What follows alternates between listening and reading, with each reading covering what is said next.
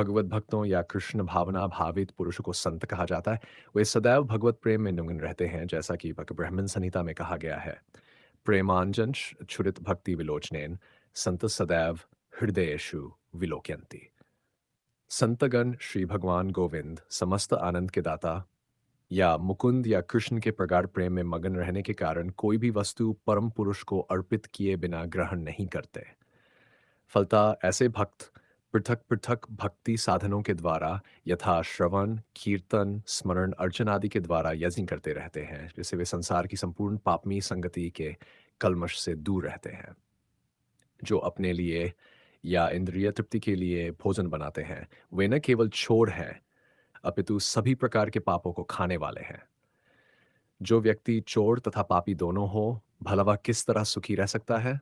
यह संभव नहीं। अतः सभी प्रकार से सुखी रहने के लिए मनुष्यों को पूर्ण कृष्ण भावनामृत में संकीर्तन यज्ञ करने की सरल विधि बताई जानी चाहिए। अन्यथा संसार में शांति या सुख नहीं हो सकता। भगवद गीता के महान टीकाकार श्रील बलदेव विद्याभूषण इस प्रकार लिखते हैं।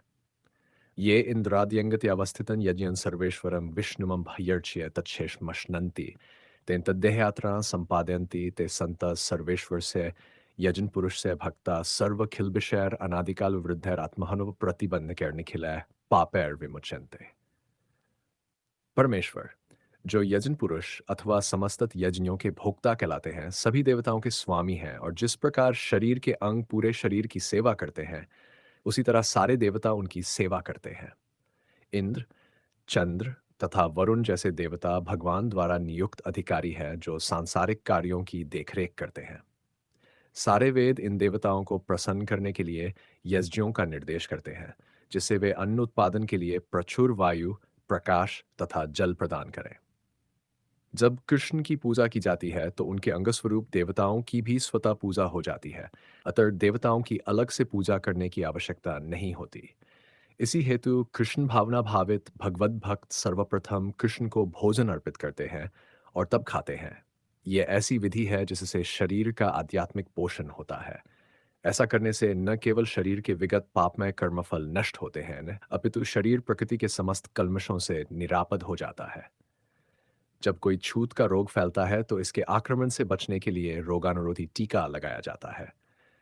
इसी प्रकार भगवान विष्णु को अर्पित करके ग्रहण किया जाने वाला भोजन हमें भौतिक संदूषण से निरापद बनाता है और जो इस विधि का अभ्यस्त है वह भगवत भक्त कहलाता है। अतः कृष्ण भावना भावित व्यक्ति जो केवल कृष्ण को अर्पित किया गया भोजन करता है, वह उन समस्त विगत भौतिक दूषणों के फलों का सामना करने में समर्थ होता है जो आत्म साक्षात्कार के मार्ग में बाधक बनते हैं। इसके विपरीत जो ऐसा नहीं करता, वह अपने पापपूर्ण कर्म को बढ़ाता रहता है, जिससे उसे सारे पापफलों को भोगने के लिए अगला शरीर कुकरों सूकरों के समान मिलता है। ये भौतिक जगत नाना कल्मशों से पूर्ण है और जो भी भगवान के प्रसाद को ग्रहण करके उनसे निरापद हो लेता है, वह उनके आक्रमण से बच जाता है। किंतु जो ऐसा नहीं करता, वह कल्मश का लक्ष्य बनता है। अन्न अथवा शाक वास्तव में खाद्य है। मनुष्य विभिन्न प्रकार के अन्न, शाक, फल आदि खाते हैं, जबकि पशु इन पदार्थों के उच्छिष्ट को खाते हैं।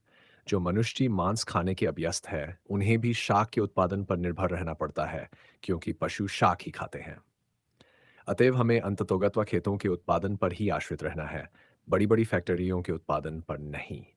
खेतों का ये उत्पादन आकाश से होने वाली प्रचुर वर्षा पर निर्भर करता है और ऐसी वर्षा इंद्र, सूर्य, चंद्र आदि देवताओं के द्वारा नियंत्रित होती है।